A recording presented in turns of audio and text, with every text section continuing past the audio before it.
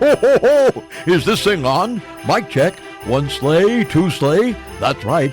I've got a podcast now. Stories, jokes, and some serious North Pole nonsense. Santa Has a Podcast is out now at santahasapodcast.com. Ho, ho, ho! Support American jobs while standing up for your values. OldGloryDepot.com brings you conservative pride on premium, made-in-USA gear. Don't settle. Wear your patriotism proudly. Visit OldGloryDepot.com today. I say this every election cycle, and I'll say it again. The 2024 political field was intense, so don't get left behind in 2025. If you're running for office, the first thing on your to-do list should be securing your name on the web. With a yourname.vote domain from GoDaddy.com, you'll stand out and make your mark. Don't wait. Get yours today.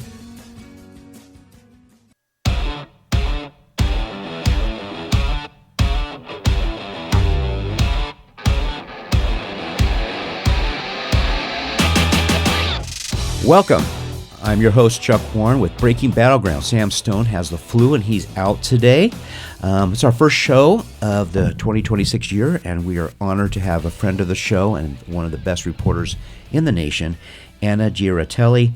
She is an award-winning journalist, and she writes for the Washington Examiner on U.S. border crisis, and she's also earned the runner-up for the 2024 Dow Prize for Investigative Reporting. She's on many shows, and she's always so kind to come visit with us. So we're going to talk about her book that's coming out in April, and we're also going to talk about various things on the border.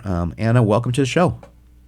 Thanks so much for having me. All right, so you did a video talking about, the biggest story of the year. Not to hold our audience in suspense, what is the biggest story of the year? I think it's ironically one we don't hear much about, the border. The border is in a completely different place than it was a year ago or under the Biden administration. For 4 years, we saw it at historic highs with 100,000 to 250,000 people coming across every month and getting arrested. And that doesn't include the people who got away and weren't apprehended. And now we're seeing 5,000 to 10,000 arrests per month under the Trump administration. So it's as black and white as it could be. And because it's so quiet, it doesn't get a lot of attention. And so I think that's why the public isn't hearing so much about it. Well, yeah, I was reading a study last month, and the author just said, as a psychologist said, we only remember the bad things. We don't remember the good things. It's the first thing we stick on. So now you have this news that a border that was completely open under the Biden administration, Trump has come in and closed it. So now, of course, it doesn't get any news because, for example, you covered it. What do you? It's probably limited. There's nothing what to you go do. see. There's nothing to cover. Yeah, it's like going to a park. I'm headed down to the border next week. We're gonna bring a pretty big story. Well, I've already reported it, but they're gonna start putting in buoys across the Texas-Mexico border, 500 miles of buoys in the river, sort of as a marine wall, right? Okay. And so that's going to be a huge, huge deal that the Trump administration is going to be on the ground doing. But yeah, just to shore up security that much more because they can. But you're right. The focus, and I said this early on in the Trump administration, the focus has gone from the border to the interior of the country where the deportation operation is occurring. I'm going to go back to the buoys for a minute. What percentage of the illegal immigration came across our border via those rivers? I know there's dry spots that come through. What percentage do you think went through the rivers that it's required we go put 500 miles of buoys up? It's hard to say because the border, there's a saying among the Border Patrol, if you've seen a mile of the border, you've seen a mile of the border, which just means every mile varies. It's different. Across Texas, roughly the entire 1,250-mile Texas border is a river. Some parts are too shallow to be, a river that someone would have to swim across. And then other parts of the California, New Mexico, and Arizona borders also have sometimes water, canals, but not so much typically land. So they're going to put in as much buoy as they can across the Texas border with Mexico. and they're going to continue adjusting. They might be doing more than 500, but those buoys are very difficult to get across. They're not like 2 foot buoys in the river. The ones put in Eagle Pass by Governor Greg Abbott a couple of years ago were about 6 to 8 feet in diameter. So you can't get under, and there's netting below them as well, and then you can't get over them. So. Okay, so talking about the internal deportations, we've deported. How many people have self-deported now? So about 1.3, 1.4 million. The administration is claiming 1.9 million, Okay. and some have, speculated, even on the right. It seems a little high. How do we know? And the administration hasn't explained how we know. We do know that the 1.9 million self-deportations did not occur through the CBP Home app, which is the government app that they wanted people to use to self-deport. They get a free plane ticket. They get now $3,000 if they do it that way. I've pushed the Department of Homeland Security for those numbers many times this month in December, last month, and they just haven't been forthcoming with that. And that's an indication to me that it may not be going so well. But it does seem that we're losing a lot of people in the workforce. There's been some Right. federal bank numbers that have come out, but those numbers are foreigners, which could be illegal and legal. So we don't know if that's what the administration is looking at as evidence, because that's about 2 million. So I think, anecdotally, we'll see it in time, based on, prices going up. Are there fewer farm workers? Are there fewer Uber deliverers? All types of jobs. Immigrants don't just work in one job. Correct. So it is hard to calculate that. But they have removed about 600,000 in addition to that number. We're with Anna Giaritelli. She is the award-winning journalist for the Washington Examiner. She covers the U.S. border and immigration. I forget recently what liberal pundit said it, but she was basically calling any Hispanic that worked for Border Patrol or ICE as racist. Have you talked to any of those Border Patrol or ICE agents who are Hispanic or about how they feel about being called racist doing their job? Oh, many times. Yeah. And ironically, the majority of Border Patrol agents are Hispanic, 60% at last count. And CNN just did a great piece a few weeks ago. They were actually at the Border Patrol Academy where new agents are training before they hit the field. And they walked into a random classroom and said to the agents, "How many of you are Hispanic?" So they raised their hands. It was well over half. And then they said, "How many are you from border communities?" So they live on the border. Right. And again, well over half. And so the CNN reporter, I think it was Colin, I forget his name, great reporter, just looking for the truth, right? Just goes to show it's not about racism for agents. It's about, honestly, it's about jobs available in your community. And a federal job with a pension, it's a great job. Yes. Law enforcement, those are the things people are thinking of. They're not thinking, let me get a job where I can go punish people who break the law. And so I think that's the agents I've spoken with through the years who are Hispanic, it's hard to explain why they would do that. They kind of laugh it off. They're like, Yeah, no. Let's talk about ICE for a minute. So you're saying these deportations, and social media only exasperates it, that you see these people being pulled out of cars or whatever, they're at a courthouse or something of that nature. Is the Trump administration, how are they targeting individuals? Is it anybody who's received a letter to show up for a hearing? Or do you feel they're taking a wider scope? How are they determining who to go after? They're targeting criminals, right? People who have criminal histories in the United States. And we know that as of December, 70% of those who have been arrested have a criminal history in the United States. And when I say history, that means someone who's been convicted of a crime, as well as someone who's been arrested and is pending charges. So they haven't been convicted yet, but they have a history with the law that could go away. It could become permanent. So there are a lot of collateral arrests, though, which Sure. White House reporters are. Tom Homan had told me last December, there's going to be collateral arrests. The way they're going after people is it's a difficult approach, right? Because cities won't turn over people in their jails to ICE in 95% of circumstances. And so ICE gets notified every time there's an arrest in the country and it's an illegal immigrant. They can see what the charge is, where that person's from. Oh, this person looks like they actually might be a gang member. And that's how they make those decisions behind the scenes of who we want to go after. And in some cases, I've been out with ICE plenty. It's weeks till they actually get out and find that person, or sometimes years. There was a man who they've been tracking for 16 years when I was out with them last, and he had 4 DUIs, and it was finally a chance to go arrest him at his workplace. And so ICE is going after individuals who they're specifically looking after. There might be other people around who they check immigration papers, and they end up getting arrested as well, and they don't have criminal histories.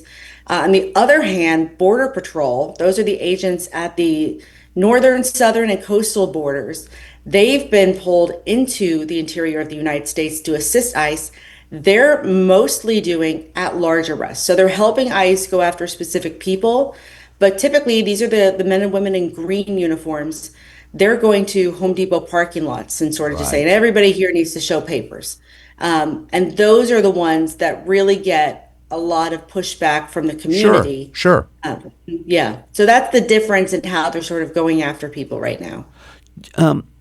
So one thing I know our audience, and you see this reaction a lot on social media, it's like the Somali fraud scandal right now. How big it is, we don't know, but it seems to be very big. And the constant feedback you see on social media is, well, no one's going to do anything about it. No one's going to get arrested. And this seems to be a big frustration with law and order constituents. How can these cities get away with arresting an illegal immigrant and not allowing ICE or Border Patrol or whoever do their job to come get them?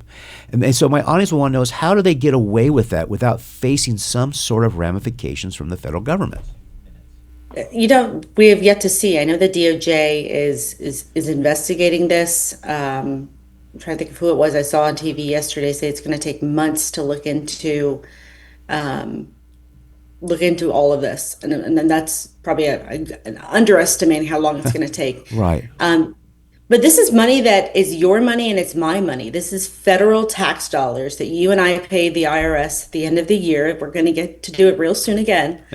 And that money is given to the states based on different programs the states have. And so they have child care programs that are covered by the state government that comes from money from the federal government, and housing programs, all different sorts. And what they found is that this money has been siphoned to fake daycares, fake child care centers, autism centers. Right. They keep finding more different ways. And so all sorts of agencies, federal agencies, have descended on Minneapolis, St. Paul area and are looking into this. And I think the people that are going to possibly see prosecution are the ones who not just created these daycare centers, right? Right. But the people above them who at these state agencies signed off and knew that these were bogus, or just didn't do the homework. Just didn't do their homework. Yeah, just do the homework. Yeah, you have one job, right? Yeah. Like, make sure these are going to real centers, right? Anna, hold that thought. I'm not a big fan of like Tim Walz necessarily going to jail, right? Because right. He has people working for him. Anna, we're gonna take a quick break and come back to you for the next segment to finish that up. We're with Anna Giaritelli, and you can find her on X at ANNA_GIARITELLI, or of course you can always follow what she writes on the Washington Examiner. This is Breaking Battlegrounds. We'll be right back. All right, imagine this. You're running for president. Yes, president. What's the first thing you need? Well, besides the $1 million fundraising, you need to secure your web domain. You need your name, .vote. Easy to remember, straight to the point, and a direct link to your campaign.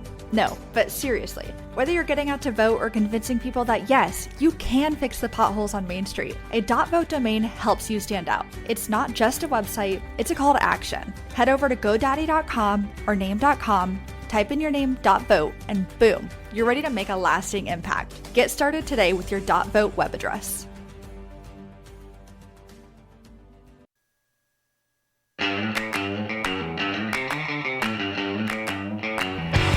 Welcome back to Breaking Battlegrounds. This is your host, Chuck Warren. Sam Stone is out with the flu today. We're continuing our conversation with Anna Giaritelli. She is an award-winning journalist who covers the border and immigration for the Washington Examiner. You can find her on Twitter. By the way, Anna, how do people find your videos you're doing now, which are quite informative? Get an update on what you're doing and the work you're covering. Yeah, I created a YouTube channel and an Instagram, and it's the same handle as on X. It's first name underscore last name, Anna underscore Giaritelli, and posting videos on there several times a week. Oh, great! And it's been fun to post. Oh, we appreciate that. I want to go back to Somalia for a minute. It seems like I've been involved in political campaigns for a long time. I'm generally working with a political action committee or a C4. It seems reporters do more homework and groundwork trying to find the location of a PAC mailing address than they have on the Somali daycare, healthcare, whatever. I mean, there was a report today by News Nation, which, by the way, folks, put News Nation in your daily watch. Reporter went and they had 60 Somali businesses listed in an empty warehouse, and. Wow. I mean, and it's News Nation, so it's not somebody. It's just News Nation saying there's 60 people, and this is for healthcare firms. I mean, it was pure fraud, right? Yeah. And then we discussed what the DOJ is doing. I think people have a frustration that the law moves very slow. Do you feel that the DOJ is really looking into these things wholeheartedly and aggressively, or and this is just the nature of law being slow? That's a good question. I think if I'm the DOJ, I'm thinking I have a massive problem on my hands because this isn't about Minnesota. This is about all 50 states and DC now. Correct. And we've started to uncover just what's going on in Minnesota. But if I'm DOJ, I'm thinking, how the heck am I going to look into every state? Because that would be doing the right thing. That would be ensuring that like DOJ. I mean, we created an entire department last year, to look into government efficiency. And so it actually prompts the question of how did DOJ not find all of this in and of itself? But I think DOJ, I think the wheels of justice are slow. Certainly in my case, yes. As a federal victim in a case that was very slow. But, we have a DOJ right now that is refusing to release the Epstein files in entirety as they were ordered by Congress. They're actually in violation of the law. And, it's frustrating, I think, yes. for victims. It's incredibly frustrating. And for Americans that just want to say, are people going to face consequences? Because if there's no consequence for what's going on with the fraud in Minnesota, what's to stop people from continuing to do it there or elsewhere? Well, exactly. And what it's going to do is it keeps feeding the conspiracy minded of some people. And and that we used to call them conspiracy theorists. That group is growing. And when you do things like you're not moving fast enough on this fraud in Minnesota, you're not moving fast enough to release all the Epstein files. I mean, I've talked to people, they're more frustrated with that than the economy and everything else. They just it doesn't work anymore. And I have said this many times. I don't think Donald Trump's base is populist. I would call it more of the group that's like, the damn thing doesn't work anymore and it needs to work. I think it's a frustration. It's not a populist thing. It's just like, it doesn't work. Let's make it work again, right? They want some competence. The problem is they don't want to hire a competent manager like a Mitt Romney. They want a firebrand, right? And you have to have both. You have to have both together. It's like I had someone once describe me, a MAGA person who did not like Mitt Romney, says, he's the guy you would call at 2 a.m. We need a 2 a.m. manager who's also a firebrand. I want to go to your case here. We got about 5 minutes left here. So, folks, as you know, we've had Ann on before, and she talks about her story, how she was assaulted, how it was not even put in the crime statistics. So you wrote a letter, an open letter, to U.S. Attorney for District of Columbia, Jeanine Pirro, and the White House. And folks know Judge Jeanine was on Fox for years. And excuse my sinus infection, but I'll read it. You wrote, while I respect U.S. Attorney Pirro's decision not to pursue charges against D.C. police for how they have intentionally hidden crimes from police stats and recognize it may not meet the threshold of a crime. It is a huge blow to myself and other victims of horrific crimes in D.C., whose stats were never included in the database because they weren't first-degree offenses. This decision tells victims that, quote, you don't matter. The wrong done to you doesn't matter. It wasn't worthy of being in police stats then, and it's not worthy of addressing them now. It is out of line with the Trump administration's rhetoric about addressing crime and caring about victims of all crime. It's disappointing that this opportunity has been thrown away. Will D.C. police even be forced to publish all crime stats? I would welcome an off-the-record conversation with the U.S. Attorney so that I may share how the police and justice system fail victims and how it can be improved. I would love the chance to learn what challenges her office faces in bringing about these necessary changes. Signed by you. You wrote that out December 16th. Have you heard anything from them? I have not. The only contact I've had from the White House since coming out in August with my full story was really, I think, because of a friend in Arizona who made the White House contact me. And they contacted me once, heard my story. They contacted me again in October. And they asked the right questions. The aide in the White House said, what would you change if you could change any policy? And I listed everything. And he said, okay, we'd like to invite you to the White House to see the Christmas decorations for an open house in December. Would you like to come? And I mean, I think that says everything. I went, I flew in for it, and it was just an open house to see the Christmas decorations. I thought maybe there would be something more to talk to someone or something, but more of a pat on the back, like, sorry, this happened to you. And I'm not, I'm not done. My book is coming out in April, and I'm, just getting started advocating for victims and just justice. I'm not asking for anything special. I'm just asking for all stats to be counted. Had I not been a victim, I never would have known about this cover-up that continues. Right. Yeah, and I don't take the Trump administration seriously when they say they're cracking down on crime and doing these things. You can't crack down on crime if you don't even know the basis for how it's being counted. Well, you can't run an economy unless you know the numbers. I mean, the numbers are everything. I mean, my mom used to say, who ran a small business for a year, you could tell me all you want about a small business, but till I see the numbers, I'm not going to believe you. And I think it's the same thing with this, right? They've underreported it.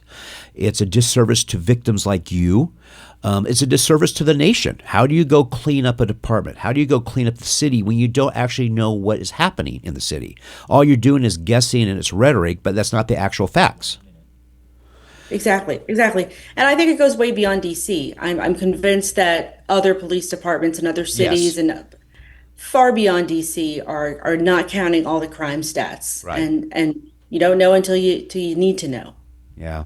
Well, Anna, we appreciate you always coming on, and obviously we want you to come back in April when your book comes out. It's going to be very exciting to have that out for you. Anna has written a book. It's a memoir titled Under Assault, A Crime Reporter's True Story, Overcoming Sexual Trauma and Exposing Injustice. Anna, thank you for joining the show. We sure appreciate you. Thanks so much for having me. This is Chuck Warren, Breaking Battlegrounds. We'll be right back.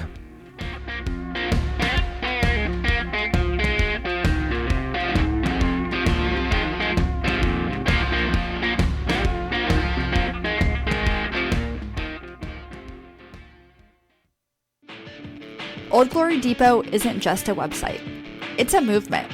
Featuring unapologetically conservative shirts and gear, we're proud to deliver 100% American-made products.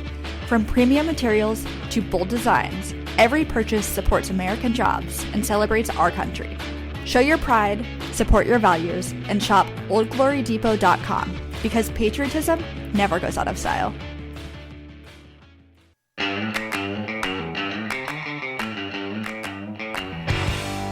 Welcome back to Breaking Battlegrounds. I'm your host, Chuck Warren. Sam Stone, my co-host, is out with the flu today. We're honored to have with us as our next guest, Chuong Vo. He is a candidate for U.S. Congress and California CD 45. He's a husband. He's a former mayor. He's a 28-year law enforcement officer. He was planning to retire, spend more time with his son. But since then, basically, crime has risen, costs have climbed, politics has gotten meaner, and He's been asked by friends and community leaders to step up and run for Congress. So he has decided to be a glutton for punishment and enter the political arena. Chuong, welcome to the show. Thank you, Chuck, and thank you for having me. I appreciate your time. Oh, my pleasure. Let's first start with this. You were a 28-year law enforcement officer. You're a former mayor. What did both those jobs teach you about what needs a change in government, or what can we do better with it? Well, one of the biggest things that I think that my background brings is that government needs to bring back common sense approach again. It's really difficult when you're sitting next to your colleagues and also listening to politics in general, that they tend to use catchphrases and jump on the bandwagon type of things, instead of approaching problems with real common sense solutions. And as a police officer, that my background is one of those where I have no choice but to solve the problem right then and there, and to bring out solutions that no one can think about out of the box, And so, and as mayor, I implemented that in regards to public safety, community service, and just public policy. And I got experience from that as a role as mayor too. So I'm going to bring that to Congress. I think common sense approach resolution is something we're missing. And I want to bring that to the table. I agree with you on the common sense. For example, you often hear the media describes Trump's brand of politics and base as populist. I don't believe it's populist by any definition. I believe it's just people saying, I want the damn thing to work again. I don't feel anything in government works. And I bet you saw that as a mayor. Do you have some examples when you're mayor of certain government entities that just didn't work and they weren't benefiting the taxpayer? Well, it's interesting you say that, because I actually think today government is actually working more for the people than ever, because of the policies that are being implemented by the administration in D.C. And as mayor, one of the things that I was missing when I ran for office is truly how staff and how city government implements the funding that is received by the government entity. So quickly do we always resort to taxing people and taking that money and spending more on programs or projects that isn't necessary.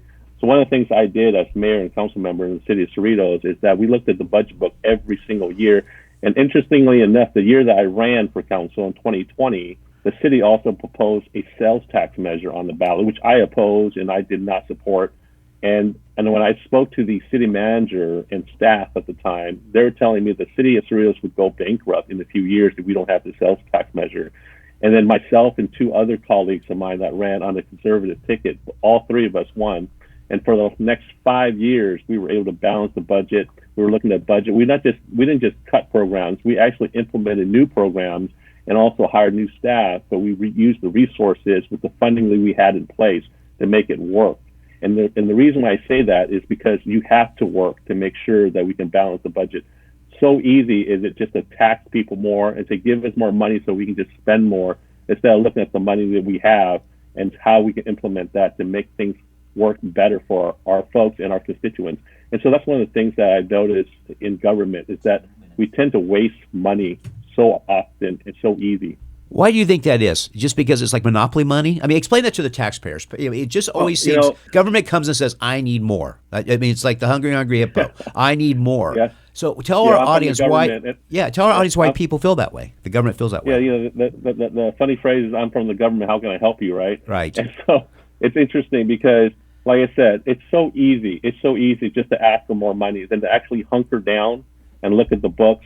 And that's where I believe conservative values come in, because how we run our household is seriously how we run our government. We forget so easily that it's not our money. And so, the general consensus in government is that those who run our government forget that it's not their money, it's our money, the people's money. And so we have to manage that like it's our own money when we run government. And so what I'm getting at is, if a family can't afford something, they save or they cut. They don't go out there and just, somehow mysteriously find more money. In government, though, that there's that avenue, that opportunity where you can just tax people more.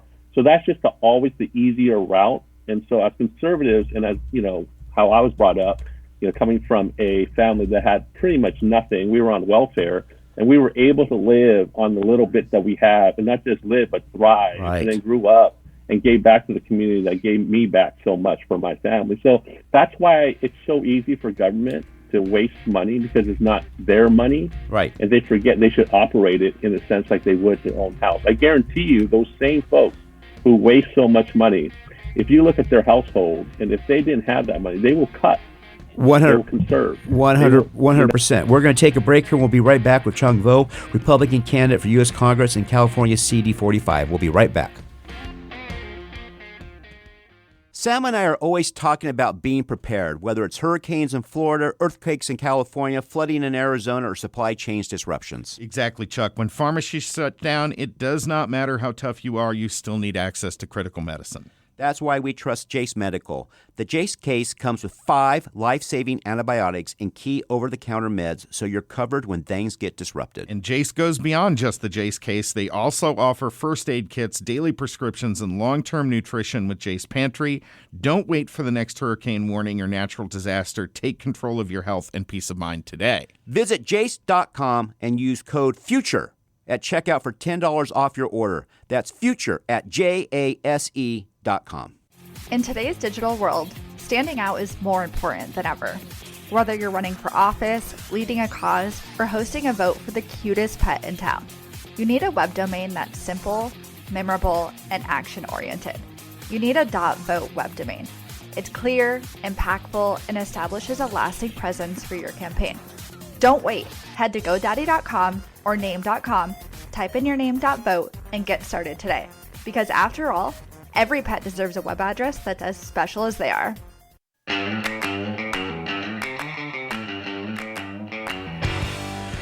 Welcome back to Breaking Battlegrounds. We have with us Chuong Vo. He is Republican running for U.S. Congress in California, CD 45.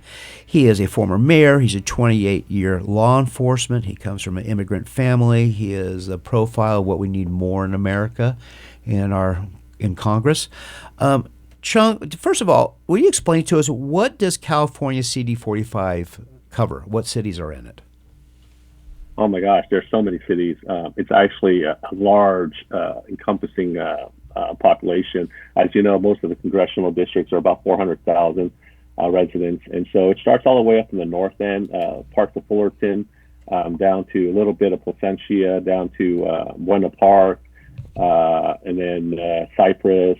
And then you have 4 cities, a little bit of 5 in Lakewood, but Cerritos, Artesia, Hawaiian Gardens, and Norwalk. This is after the Prop 50, by the way. And then it goes down to La Palma, Stanton. It just goes all the way down to Fountain Valley, Garden Grove, Westminster. So it's very encompassing of most of the cities. But of course, if you look at the map, it's just kind of all over the place because of the gerrymandering that happened. So it sounds like a very good gerrymandering. Look, your family fled Vietnam. You are the American story, the American dream. Can you discuss with us more your background and how that background gives you a different perspective from other people running for office? Well, I'll tell you, there's so many of Chuong Vo's out there. There's so many of us out there that truly fled a country that was hostile, communist run, and we decided, we chose, my family, my parents chose to flee a country that was being overtaken by the communist rule. And my dad specifically picked America to come here because he knew this is the land of the free, opportunities exist here, and the American dream exists here. And then we can be Americans, even though our background is from another country. That reminds me of what Ronald Reagan once said. And by the way, he's an amazing president. I love that guy.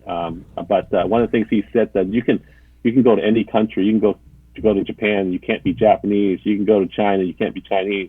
But everyone can come to America and be Americans.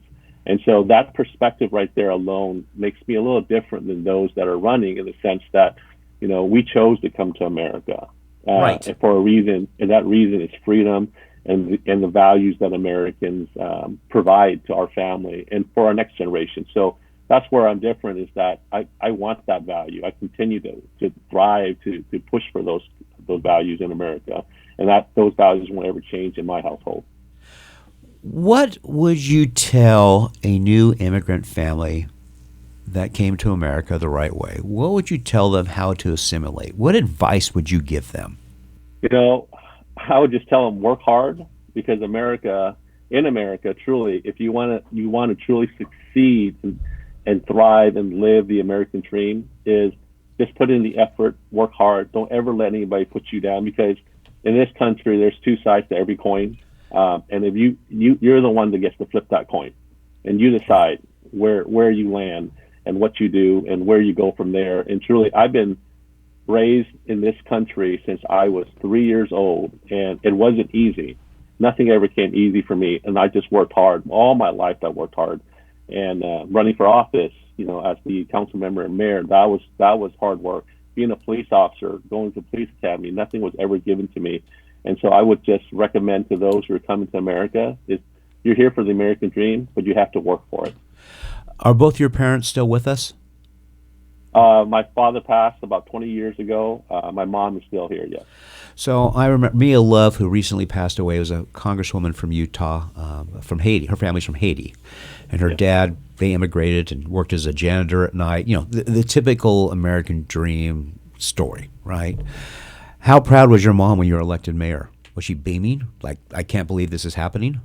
Yeah, my whole family was excited. Honestly, no one ever expected me to grow up and be an elected official. And that's the last thing that was on my mind. If you asked me, 20 years ago when I was a young police officer and just working the beat and just taking care of my young family. So yeah, everyone was first, surprised and shocked that I decided to run for office.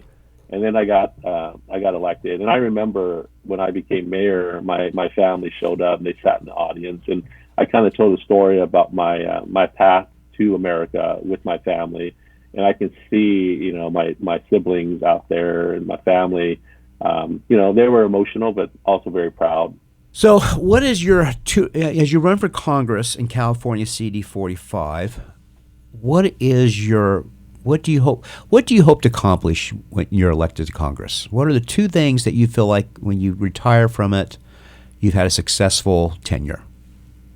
Well, I'm going to have more than two things. but let's two major things that you think we just have to tackle. If I was right now, you and I are just sitting down and said two things that we have to tackle, and you want to be part of that, what would those be?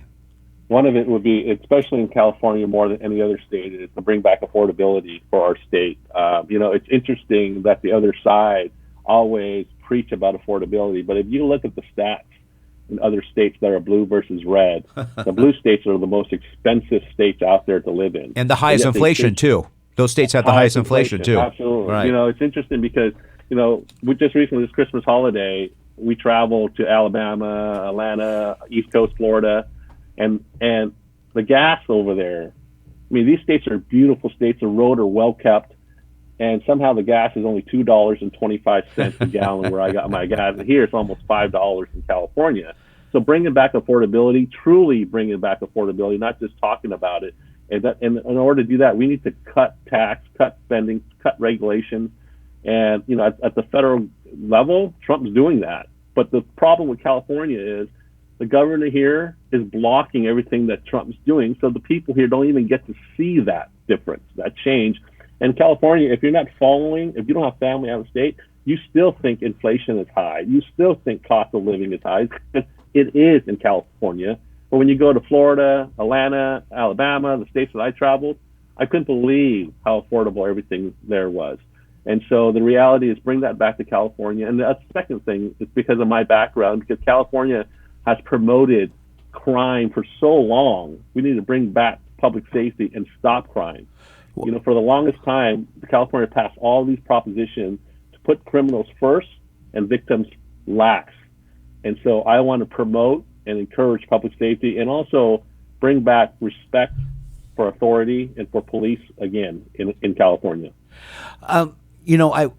Something that's crossed my mind the last few days is, you always hear these rankings, where's the best place in the world to be a woman, and they put things like healthcare, clean air, which is, fundamental for everybody. Yeah. Wouldn't you say a true feminist agenda would be to make sure crime is low, or streets are safe, so women feel safe? I mean, I can't think of a more feminist agenda item than making sure they have clean streets. I remember I had a friend who was a chief of staff in California Assembly, and he took some CEOs and executives from Silicon Valley IT tech companies. And I said, and they took him to Reno. And I said, what are they going to Reno for? It's the taxes. He goes, you can always get around taxes. He goes, they all said, I just cannot have my female employees walking over homeless people or excrement on the road or be afraid of getting mugged walking to their car when they're at work. That's literally what he told them. So why do we tolerate it? I mean, a functioning society has certain things, clean roads, healthcare, but crime, safety is a big deal. Do you feel when you were in law enforcement you were hampered often by elected politicians? Absolutely. So it's interesting. So I worked for a city that was in LA County, right? Right. So it was already hard enough to work as a law enforcement officer, to work in the state of California. And then you focus it down to now I'm also working in the LA County, right, which is even worse. At least Orange County had a good district attorney at the time that would prosecute crime. We were dealing with Gascon, who promoted and ran on the platform that I will not prosecute criminals. Right. And so one thing you have to give him is that he did exactly what he said, right? Yeah. And he followed through with his campaign promises. And so the reality is it was difficult as a police officer. And that's one of the reasons why, too, with the opportunity for me to retire, I did, because, as a law enforcement officer, as long as I was, I guess, privileged to work in the time when people still respected law, respected police officers, and you know what, and follow the rule of law. And towards the end of my career, I saw that completely flip, and California became the state for criminals. At one point, the governor was promoting homelessness. He was saying, "Hey, you should come to California. We have the resources for you," when we never did. And so the reality is, you're right. Southern California, actually all of California, where you talk about major cities, big cities, it is a problem for homelessness. And then all the money that's been collected in taxes and in donations have been squandered away, wasted on nonprofits and on agencies that really was more paying out staff members than bringing the money to the streets for those who need it. And so it is a problem. And you're right.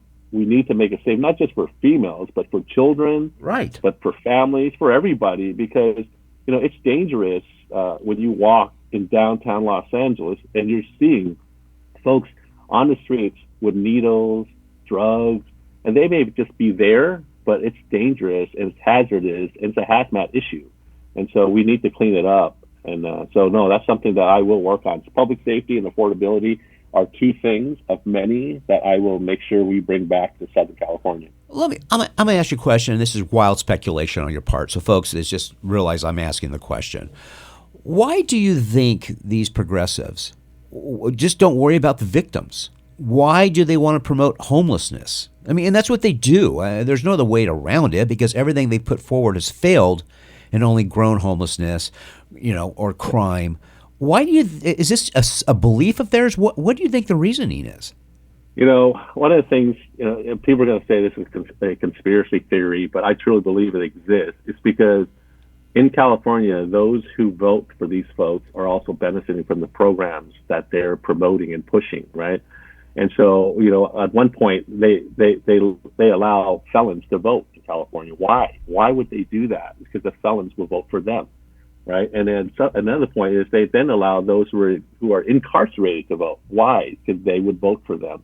So there's a benefit by promoting and pushing these programs, because one, they're getting votes from these folks, but two, also, when you follow the money and you ask where it's gone and they're saying we don't know, it's going to those who promote these programs. Because are they truly really wanting to fix homelessness? Well, they're going to do that. They're going to put themselves out of business. So they're not going to fix it. They're going to make it worse. And you can say it's conspiracy theory out there, but at the end of the day, the reality is it's been worse. And these programs that exist for tens of years under their regime hasn't solved the problem. So let's try something new. Let's try something different. Let's give the conservative values a try. You look at the city of Huntington Beach, for example. They cleaned that city up because it's not just health issues for the residents.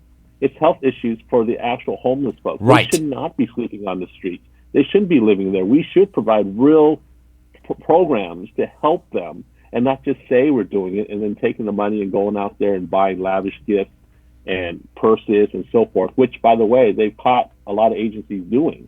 That's one good thing I'm proud of this administration. They're actually going out there and investigating cases where people are abusing and losing and wasting this money that the people have given them and trusting them and hoping they'll fix the problem.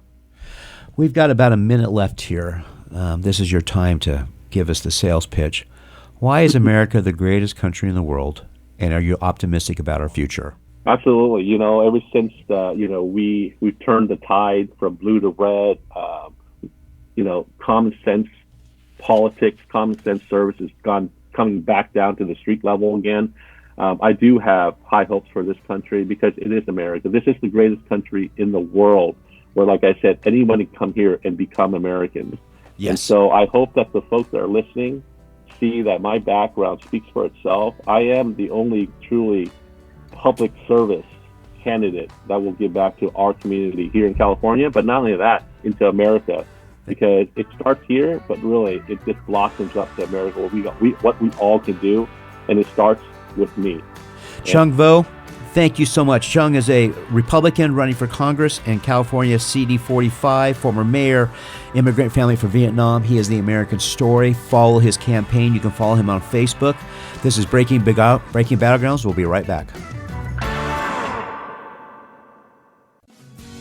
I say this every election cycle, and I'll say it again.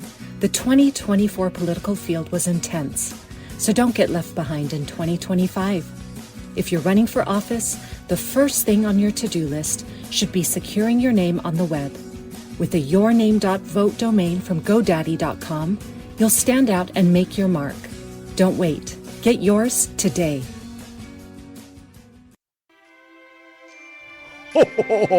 What do you get when you mix cocoa, candy canes, and strong Wi-Fi signals? You get a podcast. That's right, Santa has a podcast. I'm telling stories from the North Pole, sharing elf updates, and answering your questions. And yes, spilling some holiday secrets. It's festive, it's fun, and fueled entirely by cookies. Tune in wherever you get your podcast. It's Santa Has a Podcast. Just press play.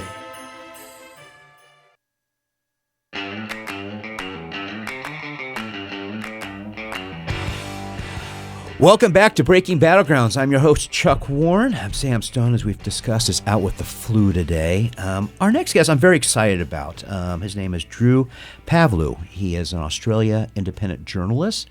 Like me, he does not like communist China, but we have more than Bond in that. I came across him after these Bondi shootings that Australia just doesn't want to seem to admit what the root problem is. Instead, they've decided to add more gun restrictions, and that's Australia's decision to make, not mine. But I find it curious that they don't want to focus on what brought on the attack.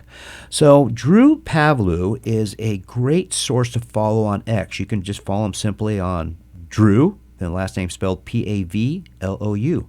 Drew, welcome to the show. Thank you so much, guys, and you've very accurately described the problem here.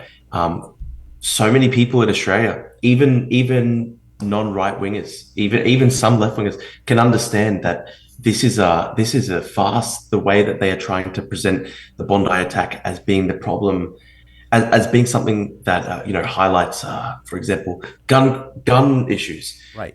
The reality is Australia has we do not have very many mass shootings. We do not really have a gun problem in this country. Anyone who's a fair-minded observer understands that the Bondi attack, it's about radical Islamic terrorism. That is the source of the problem. And you look at Europe. Europe has restrictions on guns. And what do the radical Islamic terrorists do in Europe? They resort to other means of violence. For example, they use cars as battering rams. They use knives in mass stabbing attacks, etc. So really, this is a problem about radical Islamic terrorism. It is not really a problem about guns. Do your fellow Australians understand the problem? Look, I'm all for different cultures. I don't think there's anything wrong with it. Every culture has its beauty to it. I agree with you. But you come to a country, you're to assimilate. We're not to assimilate to you. course. That's why you're coming to a country. Do your fellow Australians, your neighbors, understand that the path you're on is not going to make Australia stronger in the long term? It's actually going to make it dangerous and unstable? I wish more Australians would see it. It's hard to say whether there will be a big shift after Bondi. There was already a kind of shift to criticize mass migration in Australia. We followed very closely what was happening in Canada. If you look at Canada, where they had just explosive population growth, which was just 99% coming from migration. And there was massive housing shortages. There were massive economic problems as a result. And now Canada as well has problems of, communities that have not assimilated, and there are sort of parallel societies taking place. That is exactly what we've had in Australia, and it's worse than a lot of people realize. I think a lot of people in America are familiar with, for example, what's happening in Belgium and Right. the Netherlands and Europe. There's really bad problems with Islamic extremism in Europe and these kind of parallel societies that have formed in these major European cities. But I think people aren't familiar with the fact that Australia, especially the outer suburbs of Sydney and Melbourne, our two largest cities, we have basically jihadist hotspots that are just as bad as the worst jihadist hotspots in Europe. So one of the things that I've been trying to highlight since the Bondi attacks, the shooter was radicalized by sort of ISIS cells in southwest Sydney. And if you look at the per capita ISIS join rates that we saw from Western Sydney in the middle of the 2010s, Australia had one of the highest ISIS recruitment rates for foreign fighters in the entire world on a per capita level. And it really rivaled basically the worst jihadist hotspots that you would see in Britain, for example, not Britain, sorry, in Europe. So if you saw, for example, the suburb of Molenbeek in Brussels, which produced the Bataclan terrorist cell that killed 150 people in Paris and Brussels in the mid 2010s, and Molenbeek produced about 60 to 70 ISIS fighters.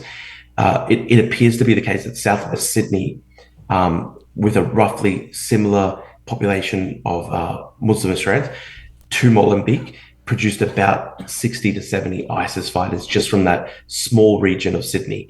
And so if you look at the actual just per capita rate of joining, in some of these suburbs, these localities, you had join rates that approached about 1 in 100 for young Muslim men between the ages of 17 and 35. So we're looking at basically some suburbs of our major cities in Sydney and Melbourne are essentially these seething ghettos that rival some of the worst ghettos in Europe for Islamic radicalization. What is Australians' leadership's answer to this fact? There is nothing. There is literally no answer to this fact.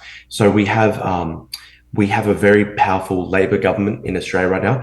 And when I tried to describe this to an American audience, imagine if Kamala Harris had won the last election. Imagine if she had won with 400 electoral college votes, 450 plus electoral college votes, and a full trifecta in the Congress, a supermajority in both houses. That's the equivalent. Imagine if Kamala Harris had a 65-seat Senate majority, right? Where she can't, where it's filibuster proof. That's the equivalent of what we have in Australia right now, because the Labor Party won such a massive landslide at the last election, and they are very beholden to some of these voting blocks in southwest Sydney and the outer suburbs of Melbourne.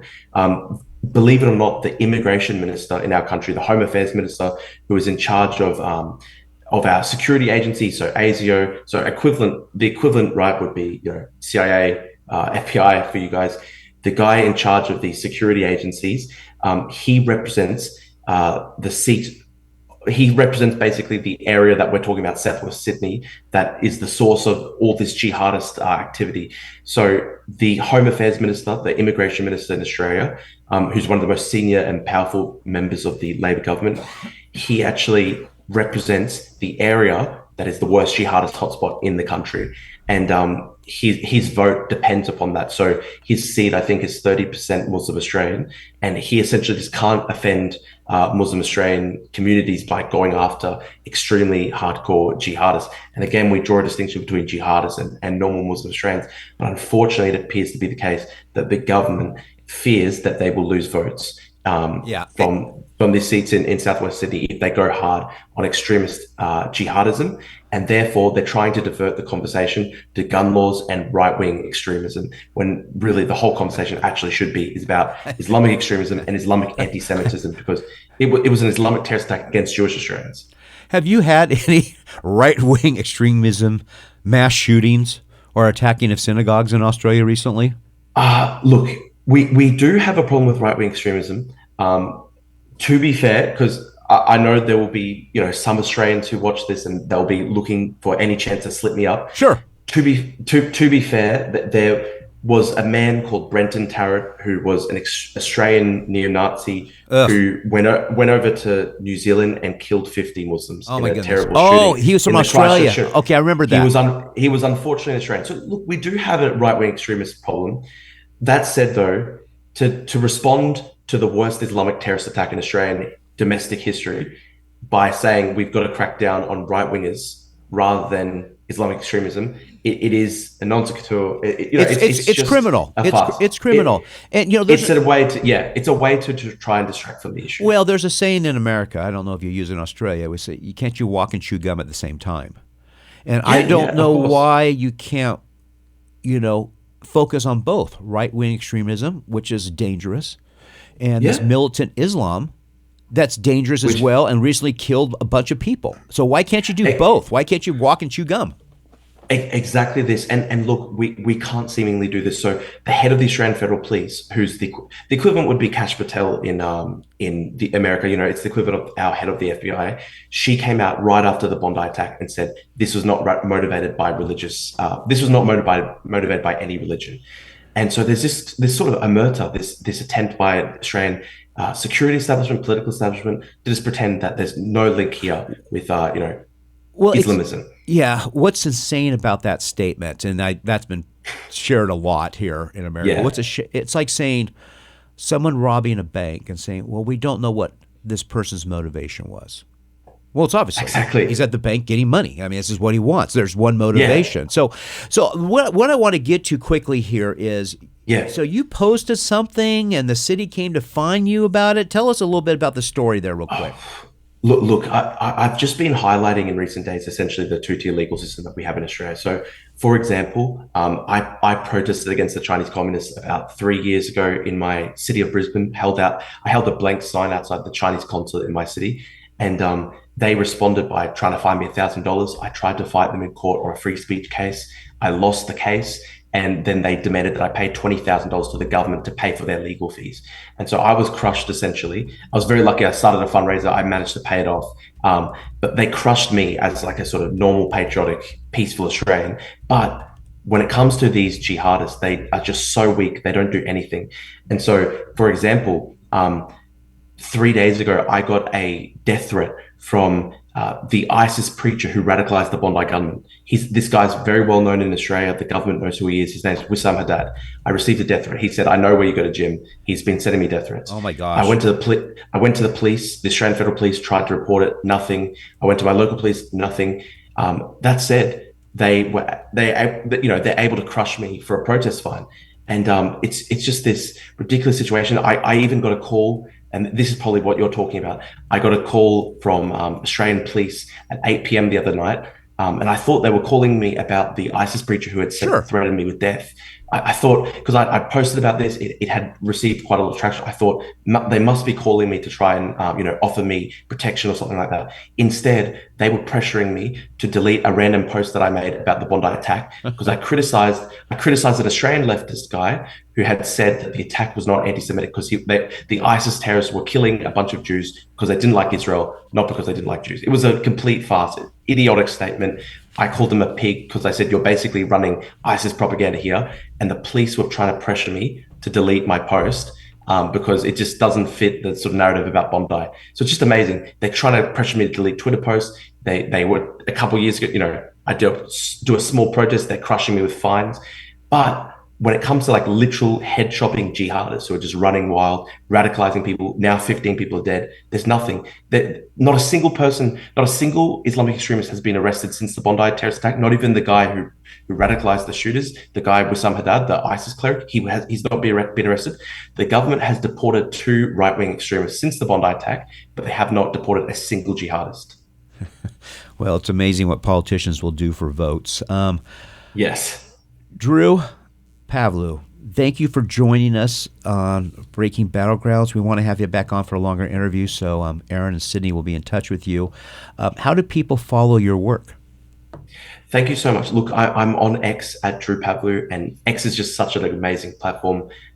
They have basically freed the discourse, and people can speak without being censored. And without X, I'd have no chance here in Australia. We don't have free speech protections, and we're constantly threatened by the government with attempts to censor us. X and Elon Musk have changed that so much, and I feel like I can speak out freely because I've got people in America who are backing us, and the Australian government can't ignore that. I'm really lucky. Elon follows me and sometimes retweets my stuff, so I feel like it's such an amazing opportunity to try spread what's happening here in Australia. And I think our battle is very similar to what's happening in America. I believe that Australia is part of Western civilization, and America is like the leading Western power, and we're all one sort of great big family, one great big civilization, and we've got to all stick together to try and safeguard our way of life, our culture, our freedoms. And so I really appreciate you guys trying to help me spread the word of what's happening here in Australia. Well, we're going to do it more and more. Loved having you on, Drew. Drew Pavlou, folks. Again, you can follow him on X at Drew Pavlou, Bavlou. Drew, have a great weekend. Stay safe. We'll talk to you soon. Thank you, guys. Thanks. You. God bless everyone. Thank you so much. This is Breaking Battlegrounds. We'll be right back.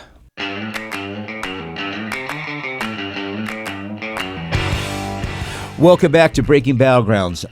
We are, as we usually have every other week, Gary Gygi. Gary Gygi is a seasoned financial expert, former mayor, president of Gygi Capital. You can follow them at GYGICAPITAL.com.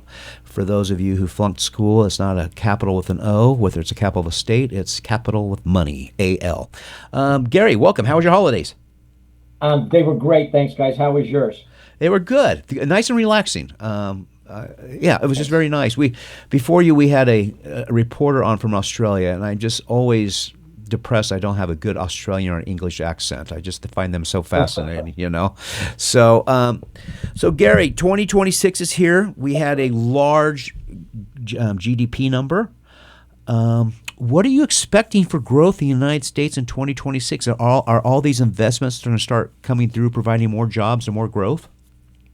So I think there's a lot of tailwinds, you guys, that are looking really good for 2026. And so the first thing you want to take a look at is the Fed. And so we're getting a new Fed chair this year. It won't take place until about June. But whoever that person is, then they're most likely going to be inclined to lower interest rates. President wants that. Should have happened already. But lowering interest rates has been, and will always be a positive for the stock market and for the economy in general. It is a tailwind to the market. I love that a lot. I don't think that there's going to be any fiscal changes, which means taxes. The big beautiful bill's passed. That's done. If there is anything else, then I think that's probably going to be a net positive rather than a negative. The Fed is definitely not going to be raising interest rates. So right. That is associated with that.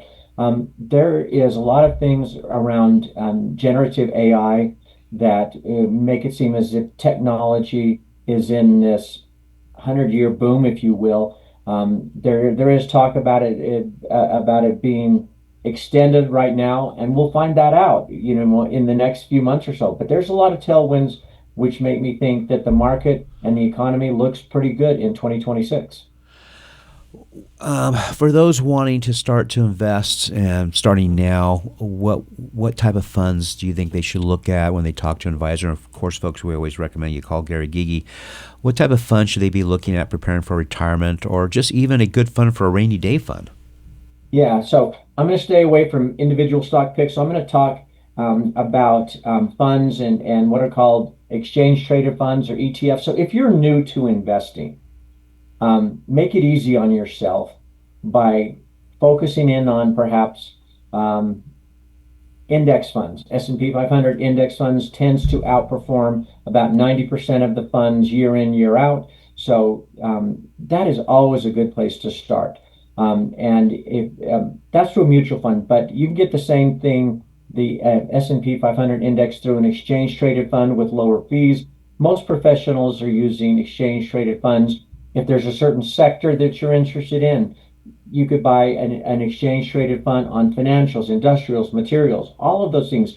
So all of them give you an opportunity to have a diversified portfolio in the market.